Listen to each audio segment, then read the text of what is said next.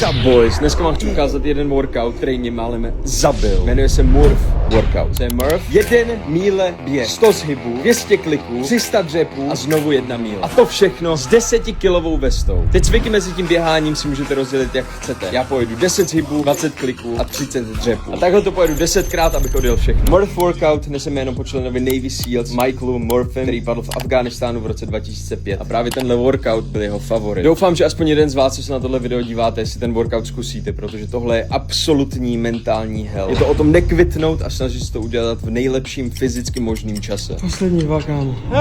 Tady už jsem fakt nemohl. Tady jsem si myslel, že legit kvitnu. Nejhorší na tomhle tréninku je, že prostě celou dobu máte heart rate nad 160. Tohle je i první workout, u kterého já jsem se poblil. Předtím, když jsem točil tohle video, tak jsem si to zkoušel jenom tak, jaký budu mít čas a snažil jsem se to hitnout pod 50 minut. Nepodařilo se mě, ale teď se snažím. A díky JD Sport, že mě na tenhle crazy workout správně ohákli do těch nice Hoka shoes. Hoka. Bez nich bych to po těch 50 minut nedal a dali mi tyhle super plavky, takže já jdu k vodě a vy posílejte vaše časy. Let's go boys.